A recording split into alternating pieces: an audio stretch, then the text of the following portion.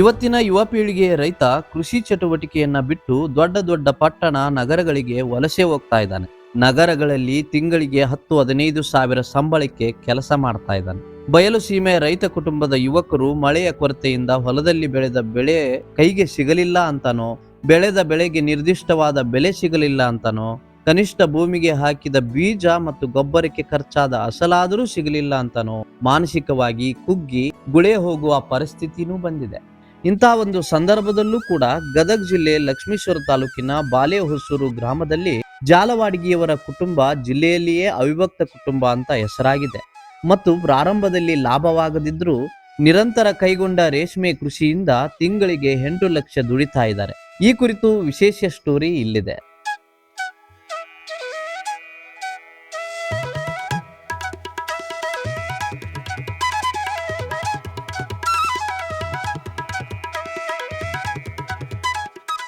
ಕೋಳಿ ಫಾರ್ಮ್ ಮಾಡಿಸಿದ್ದು ಮೊದಲು ನಾವು ಈ ರೇಷ್ಮೆಗೆ ಅಂತ ಏನು ಮಾಡಿದ್ದಲ್ಲ, ರೇಷ್ಮೆ ಶುರು ಮಾಡಿ ಕೋಳಿ ಫಾರ್ಮ್ ಬಂದಾಗಿಂದಾಗ ರೇಷ್ಮೆ ಶುರು ಮಾಡಿದ್ವಿ. ಇದ ಮನೆಗೆ 9 ವರ್ಷ ಗೂಡು ಬೆಳೆದನ್ನು ಮಾಡಿದ್ವಿ ನಾವು ಈ ಮನೆಯಾಗ ಮಾಡಿ. ಅದಾದ ನಂತರ ಮತ್ತೆ ಸೆಂಟ್ರಲ್ ಗೌರ್ಮೆಂಟಿಂದ ನಾವು ಟ್ರೈನಿಂಗ್ ತೊಗೊಂಡು 3 ತಿಂಗಳು ಟ್ರೈನಿಂಗ್ ತೊಗೊಂಡು ಇದಕ್ಕೆ ಚಾಕಿ ಸೆಂಟರ್ ಶುರು ಮಾಡಿದ್ವಿ.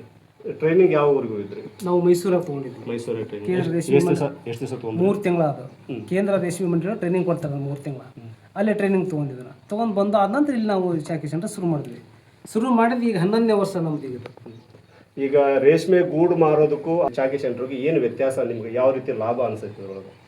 ಲಾಭ ಮಾಡ್ದಂಗೆ ರೀ ಅದು. ನಾವು ಚಾಕಿ ಸೆಂಟರ್ ಮಾಡಿದ್ರೆ ಅದರಿಂದ ಎಷ್ಟು ಪ್ರಯತ್ನ ಐತಿ ಅದ್ರ ತಕ್ಕಂಗೆ ಅದಕ್ಕೆ ಲಾಭ ಇರ್ತೈತಿ. ಗೂಡಿಂದ ಏನು ಇರ್ತೈತಿಲ್ಲ ಅದ್ರ ತಕ್ಕಂಗೆ ಅದಕ್ಕೆ ಲಾಭ ಇರ್ತೈತಿ. ಆದ್ರೆ ಎರಡನ್ನೂ ಮಾಡ್ಬೇಕಾದ್ರೆ ರಿಸ್ಕ್ ತಗೊಂಡ ಮಾಡೋಂಥ ಕೆಲಸ ಇದು. ಏನು ದೊಡ್ಡದೇನಲ್ಲ, ಜವಾಬ್ದಾರಿಯಿಂದ ಮಾಡ್ಬೇಕಷ್ಟ. ಇಷ್ಟ ಕಷ್ಟಪಟ್ಟು ಮಾಡೋಂಥದ್ದು ಏನಿಲ್ಲ ಇದ್ರಾಗ, ಇಷ್ಟಪಟ್ಟು ಮಾಡ್ಬೇಕಿದ್ರಾಗ. ಈ ಜಾಲವಾಡಗಿಯವರ ಕುಟುಂಬ ಗ್ರಾಮದಲ್ಲಿ ಹೊಸ ಕೃಷಿ ಪದ್ಧತಿಯನ್ನ ತಂದು ಗ್ರಾಮದ ರೈತರಿಗೆ ಪರಿಚಯಿಸಿದ್ದಾರೆ. ಮೊಟ್ಟ ಮೊದಲು HF ಜರ್ಸಿ ಹಸುಗಳನ್ನ ಸಾಕಿ ಹೈನುಗಾರಿಕೆಯನ್ನ ಆರಂಭ ಮಾಡಿದ್ರು. ಅದರಲ್ಲಿ ಹೇಳಿಕೊಳ್ಳುವಂತ ಲಾಭ ಏನು ಸಿಗ್ಲಿಲ್ಲ. ತದನಂತರ ಕೋಳಿ ಫಾರ್ಮ್ ಹೌಸ್ ಕೃಷಿ ಆರಂಭಿಸಿ ಕೋಳಿ ಮಾರಾಟ ಮತ್ತು ಮೊಟ್ಟೆ ಮಾರಾಟ ಮಾಡಲಿಕ್ಕೆ ಶುರು ಮಾಡಿದ್ರು.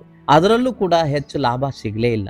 ಬಾಳೆ, ಕಬ್ಬು, ದಾಳಿಂಬೆ, ಸೇಬು, ಬಾರಿ, ಬೆಲ್ಲ ತಯಾರಿಕೆ ಅನೇಕ ಹೊಸ ಕೃಷಿ ಪದ್ಧತಿಯನ್ನ ತಂದು ಗ್ರಾಮದಲ್ಲಿ ಮಾದರಿ ಮತ್ತು ಇನ್ನುಳಿದವರಿಗೆ ಪ್ರೇರಣೆಯೂ ಆಗಿದ್ದಾರೆ. ಕೋಳಿ ಫಾರ್ಮ್ ಹೌಸ್ಗೆಂದು ಮಾಡಿದ ಶೆಡ್ನಲ್ಲೇ ರೇಷ್ಮೆ ಹುಳು ಸಾಕಾಣಿಕೆ ಮಾಡ್ತಾ ಇದ್ದಾರೆ. ಇವರಿಗೆ ರೇಷ್ಮೆ ಸಾಕಾಣಿಕೆಯಲ್ಲಿ ತಿಂಗಳಿಗೆ ಸಾವಿರಾರು ರೂಪಾಯಿ ಲಾಭ ಸಿಗಲು ಆರಂಭ ಆಯಿತು. ಇದರಲ್ಲಿ ಲಾಭ ಕಂಡ ರೈತ ಮನೆತನದ ಜಾಲವಾಡಗಿ ಕುಟುಂಬ ಮೊದಲು 6 ಎಕರೆಯಲ್ಲಿ ರೇಷ್ಮೆ ಬೆಳೀತಾ ಇದ್ರು. ನಂತರ 20 ಎಕರೆಗೆ ವಿಸ್ತರಿಸಿದರು. ಸುಮಾರು 11 ವರ್ಷದವರೆಗೂ ರೇಷ್ಮೆ ಹುಳು ಸಾಕಿ ಗೂಡು ಮಾಡಿದ್ದರಲ್ಲಿ ಲಾಭ ಪಡೆಯುತ್ತಿದ್ದವರು 9 ವರ್ಷದಿಂದ ರೇಷ್ಮೆ ಚಾಕಿ ಸೆಂಟರ್ ತೆರೆದು ಈಗ ತಿಂಗಳಿಗೆ ಆಳಿನ ಖರ್ಚು ಮತ್ತು ಮತ್ತಿತರ 1 ಲಕ್ಷ ರೂಪಾಯಿ ಖರ್ಚನ್ನು ಕಳೆದು ಕಡಿಮೆ ಎಂದರೂ ತಿಂಗಳಿಗೆ ಸುಮಾರು 8 ಲಕ್ಷ ರೂಪಾಯಿ ಲಾಭ ಗಳಿಸ್ತಾ ಇದ್ದಾರೆ.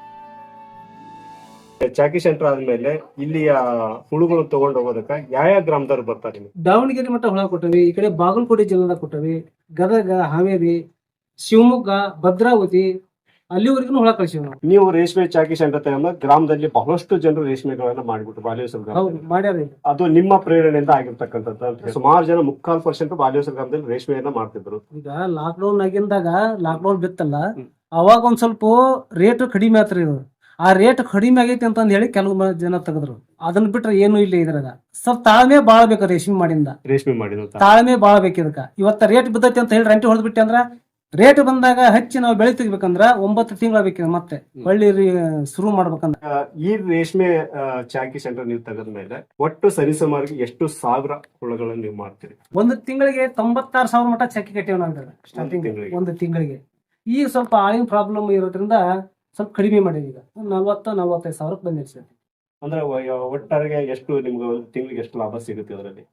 ಈಗಿನ ರೇಟಿಗೆ ನಮ್ಗೆ ಎಲ್ಲಾ ಖರ್ಚು ತೆಗೆದು 6-7 ಲಕ್ಷ ಸಿಗ್ತೈತಿ ಒಂದು ತಿಂಗಳಿಗೆ. ಕೋಳಿ ಫಾರ್ಮ್ ಮಾಡಿದ್ರಲ್ಲ ಅದ್ರಲ್ಲಿ ನಿಮ್ಮ ಲಾಭ ಹೆಂಗೆ?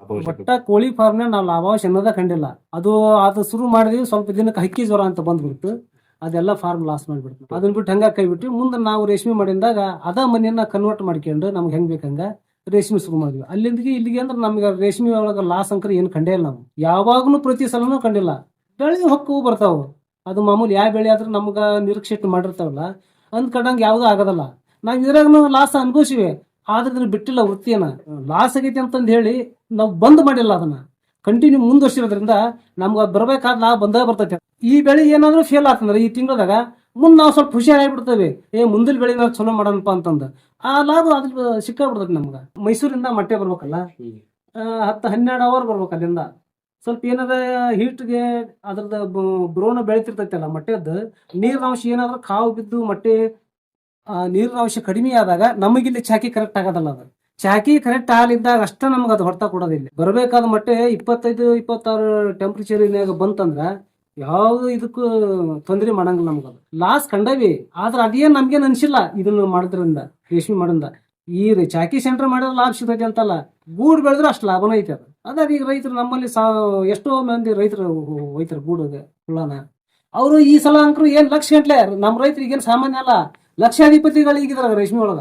ಇನ್ನು ಉಳಿದ ಪೀಕ್ನಾಗ ಯಾವ್ದು ಬರ್ತೀವಿ 10 ಬೆಳೆ ತೆಗಿತಾರೆ ನಮ್ಮ ರೈತರು. ಇಲ್ಲಿಗೆ ನಮ್ಮ ಮಂತಿಲಿ ಹುಳ ಹೋದಾರ, 1 ವರ್ಷಕ್ಕ 10 ಬೆಳೆ ತೆಗಿತಾರ, 11 ಬೆಳೆ ತೆಗೆದಾರು ಅದಾರ. ಇಷ್ಟಲ್ಲದೆ ತಮ್ಮ ತೋಟದಲ್ಲಿಯೇ ಮನೆಗೆ ಹಾಗೂ ಹೊಲದಲ್ಲಿ ಕೆಲಸ ಮಾಡುವ ಆಳುಗಳಿಗೆ ಸಾಕಾಗುವಷ್ಟು ತರಕಾರಿ ಬೆಳೀತಾರೆ. ತೋಟದಲ್ಲಿ ಬೇರೆ ಬೇರೆ ಮಿಶ್ರ ಬೆಳೆಯನ್ನು ಬೆಳೀತಾರೆ. ತೋಟದ ಮನೆಯಲ್ಲಿಯೇ 100 ಜವಾರಿ ಕೋಳಿ ಸಾಕಾಣಿಕೆಯನ್ನ ಮಾಡ್ತಾ ಇದ್ದಾರೆ.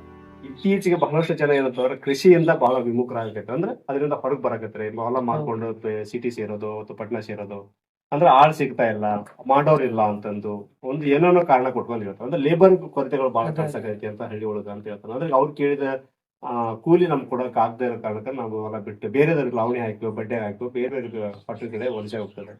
ಈಗ ನೀವೇನ್ ಹೇಳ್ತೀರಿ ಅಂತವ್ರಿಗೆ? ಮನ್ಯಾಗ ಇಬ್ಬರು ಅದಾರಂದ್ರ ಅವ್ರಿಗೆ ಎಷ್ಟು ನೀತೈತಿ ಅಷ್ಟ ಮಾಡಾಕ್ ನಡ್ತೈತಿ. ಇದು ಏನು 10 ಎಕರೆ ಹೊಲ ಜಮೀನ್ ಐತಿ ನಮ್ದು ಅಂತ ಹೇಳಿ 10 ಎಕರೆ ಹಚ್ಚ ಅಂತ ಏನಿಲ್ಲ ಇದ್ರಾಗ. 1 ಎಕರೆ ಹಚ್ಚ್ರಿ, 2 ಎಕರೆ ಹಚ್ಚ್ರಿ, ನಿಮಗೆ ಎಷ್ಟು ಕೆಲಸ ನೀತೈತಿ ಒಂದ್ ದಿವ್ಸಕ್ಕ, ನಿಮ್ಗೆ ಎಷ್ಟು ನೀತ ಅಷ್ಟ ಮಾಡಿದ್ರು. ನಿಮ್ದು ಗಂಡ ಹೆಂಡತಿ ಮನೆಗೆ ಇದ್ದ ಇರ್ತಾರ, ಅವ್ರಿಗೆ ಎಷ್ಟಪ್ಪ 50 ಲಿಂಗ್ಸ 100 ಲಿಂಗ್ಸ್ ಮೆಸಕಾಗತ್ತೆ, ಅಷ್ಟ ಮೆಸ್ಲಲ್ಲಿ ಅವ್ರು 10 ಎಕರೆ ಐತಿ ನಮ್ದು ಅಂತ ಹೇಳಿ 10 ಎಕರೆ ಮಾಡೋದ್ ಬೇಕಾಗಿಲ್ಲ. 1 ಎಕರೆ ಮಾಡ್ಕೊಂಡು ಅದ್ರಾಗ 2 ಪಾರ್ಟಿಷನ್ ಮಾಡ್ತೀನಿ ಅಂದ್ರ ಅವರು ಕಡಿಮೆ ಅಂದ್ರೆ 50ರಿಂದ 60 ಸಾವಿರ ತರಬಹುದು. ಈಗ ಇದು ರೇಷ್ಮೆ ಬೆಳೆದಕ್ಕೋಸ್ಕರ ಅಷ್ಟು ದುಡ್ಡು ಬೇಕಲ್ಲ ನಮಗ ಅಂತ ಹೇಳಿ ಒಂದು ಇದು ಇರುತ್ತೆ ಅವ್ರಿಗೆ.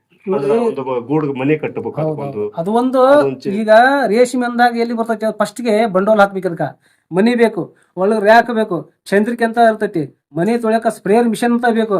ಇವನ್ನೆಲ್ಲ ನಾವು ಮಾಡ್ಕೊಂಡ್ ಮಟ್ಟ ಸ್ವಲ್ಪ ತ್ರಾಸ ಆಕತಿ. ಆದ್ರೆ ಮುಂದೆ ಸ್ವಲ್ಪ ಇವ್ ಮಾಡ್ಕೊಂಡ್ ಬೆಳೆ ಶುರು ಆತಂದ್ರ ಆ ತ್ರಾಸ ಎಲ್ಲದೂ ಸರಿ ಹೋಗ್ಬೇಕತಿ. ಪ್ರತಿ 40 ದಿವಸಕ್ಕೊಮ್ಮೆ ಕಟಾವ್ ಆಕತಿ. 8 ದಿವಸ ಚಾಕಿ ಸೆಂಟರ್ನಾಗ ಹೊಳ ಮೇತೈತಿ. ಅಲ್ಲಿಂದ ಅವ್ರು 22 ದಿವಸಕ್ಕ ಗೂಡು ಕಟ್ಟೋದು ಮುಗಿದು ಬಿಡ್ತೈತಿ ಪ್ರೊಸೆಸ್. ಈಗ ನೀವು ಕೊನೆಯದಾಗಿ ಅಂತಂದ್ರೆ ಯಾರು ಲೇಬರ್ ಸಿಗೋದಿಲ್ಲ, ಕೂಲಿಕಾರರ ಕೊರತೆ ಇದೆ, ಅವ್ರಿಗೆ ಅವ್ರು ಕೇಳಿದಷ್ಟು ದುಡ್ಡು ಕೊಡಕ್ ನಮ್ಗೆ ಹಣಕಾಸಿನ ಕೊರತೆ ಇದೆ ಅನ್ನೋಂಥವ್ರಿಗೆ ಏನ್ ಹೇಳಕ್ ಇಚ್ಛಾ ಪಡ್ತೀನಿ? ಅವ್ರಿಗೆ ಅವ ಇಷ್ಟಪಟ್ಟು ಕೆಲಸ ಮಾಡ್ಬೇಕಿದ್ರಾಗ ರೇಷ್ಮೆ ಒಳಗ ಕಷ್ಟ ಪಡೋಂಥದ್ದೇನಿಲ್ಲ, ಇಷ್ಟಪಟ್ಟು ಕೆಲಸ ಮಾಡ್ಬೇಕು. ಈಗ ಒಬ್ಬ ಮನುಷ್ಯ ಎಷ್ಟು ಬದುಕು ಮಾಡ್ತಾನ. ಲೇಬರ್ ಅಂದ್ರೆ ಅವೇನು 2 ಆಳಿನ ಕೆಲಸ ಮಾಡ್ತಾನ, ಮನಿ ಒಂದ್ರೆ ಏನ್ 2 ಆಳಿನ ಕೆಲಸ ಮಾಡ್ತಾನ. ಅವ್ಗೆ ಎಷ್ಟು ನಿಂತೈತಿ ಅವ ಮಾಡ್ತಿರ್ತಾನ. ಮನಿ ಅವನು ಅಷ್ಟ, ಲೇಬರ್ ಆದ್ರ ಅಷ್ಟ. ಅವ್ಗೆ ಎಷ್ಟು ನಿಂತೈತಿ ಅಷ್ಟ ಹಚ್ಚಲಿಲ್ಲ, ಅದನ್ನ ಹೇಳ್ತಿಲ್ಲ. 10 ಎಕರೆ ಹೊಲ ಐತಿ ಅಂದ್ರೆ 10 ಎಕರೆ ಹಚ್ಚೋದು ಬೇಡವ, 1 ಎಕರೆ ಹಚ್ಚಲಿ. ಆದ್ರೆ ಆರ್ಥಿಕ ಗುಣಮಟ್ಟ ಸುಧಾರಿಸ್ತೈತಿ ರೇಷ್ಮೆ ಇದ್ದಾರದು. ಈಗ ನೀವು 100 ಎಕರೆ ಜಮೀನ್ದಾರ ಅದಾರ ನಮ್ಮಲ್ಲಿ, 3 ಎಕರೆ ರೇಷ್ಮೆ ಐತಿ ಅಂದ್ರೆ ಅವ್ನ ಮುಂದೆ ಅವೇನು ಉತ್ಪನ್ನ ತೆಗಿಯಕ್ ಆಗದಲ್ಲ. ಈಗ ಕೆಲವು ಮಂದಿ ರೈತರು ನಮ್ಮ ಮಂತ್ರಿ ಹುಡುಕ್ ಬಂದ್ರೆ ಹೇಳ್ತಾರಲ್ಲ, ಅವೆಲ್ಲ ಮಾತಾಡ್ತಿರ್ತಾವ್ರು ಬಂದಾಗ ಅವ್ರು ಹೇಳ್ತಾರ ಈ ಸಲ ಇಷ್ಟ ಆತ್ ನಮ್ದು ಅಂತಂದ್ರೆ. ಅದಕ್ಕ ಲೇಬರ್ ಏನೋ ಒಂದ್ ಕಾರಣ ಹೇಳ್ತೈತಿ, ಜನ ದುಡಿಯಾಕೊಂಡ್ರು ಕಾರಣ ಹೇಳ್ತಾರ. ಸುಮ್ಮನೆ ಕಾರಣ ಬಾಳ ಹೇಳ ಮುಂತಂಗ್ ಮುಂದೆ ನಮ್ಗೆಲ್ಲಿ ಮಾಡೋದಾಗಬೇಕು. ಫಸ್ಟ್ ಸ್ಟಾರ್ಟಿಂಗ್ ನಾವು ಮಾಡಿದಾಗ ನಾವೆಲ್ಲ ಗೊತ್ತಿದ್ದಾಗ ಹೇಳ್ತಿದ್ವಿ. ಅವ್ರು ಬಾಳ ಮಂದಿ ಮಾಡೋದಾಕೈತಿ. ಅವ್ರಿಗೆ ಇತ್ತಿದ್ದಾಗ 1-2 ರೇಷ್ಮೆ ಮಾಡ್ತಾರೆ. ಮತ್ತೆ ಈಗ ಯಾಕೆ ಆಕೈತಿಪ್ಪ ಅವ್ರಿಗೆ ಅದು? ಈಗ ನಿಮ್ಮ ಇದ್ರೊಳಗ ಎಷ್ಟು ಜನ ಲೇಬರ್ಸ್ 10ರಿಂದ 12 ಜನ ಇರ್ತಾರೆ ಇಲ್ಲಿ. ಇದಕ್ಕ ಕೆಲಸ ಜಾಸ್ತಿ ಇರೋದು. ಸೊಪ್ಪು ಹರಿಬೇಕು, ಹರ್ಕೊಂಡ್ ಬರ್ಬೇಕು ಹೊಲದಿಂದ, ಇಲ್ಲಿ ತಗೊಂಬಂದ್ ಕಟ್ ಮಾಡ್ಬೇಕು, ಹಾಕೋದು, ಇಲ್ಲೆಲ್ಲ ಕೆಲ್ಸ ಇರ್ತವು. ಅವ್ರಿಗೇನು ಅಷ್ಟು ಅವಶ್ಯಕತೆ ಇಲ್ಲ. 10-12 ಜನದ್ದು 100 ಲಿಂಗ್ಸು 50 ಲಿಂಗ್ಸ್ ಮೆಸರ್ಗೆ 2 ಮೇಯಿಸಬಹುದು 100 ಲಿಂಗ್ಸ್. ಅದಕ್ಕೇನು ಲೇಬರ್ದು ಕಾರಣ ಹೇಳಂತದಿಲ್ಲ. ಇನ್ನು ರೇಷ್ಮೆ ಕೃಷಿಯಲ್ಲಿ ತಮ್ಮನ್ನು ತಾವು ತೊಡಗಿಸಿಕೊಂಡು ಇತರರಿಗೂ ಮಾದರಿ ಮತ್ತು ಪ್ರೇರಣೆಯಾದ ಜಾಲವಾಡಿಗೆ ಅವಿಭಕ್ತ ಕುಟುಂಬದ ಬಗ್ಗೆ ಮುಂದಿನ ಸಂಚಿಕೆಯಲ್ಲಿ ತಿಳಿದುಕೊಳ್ಳೋಣ.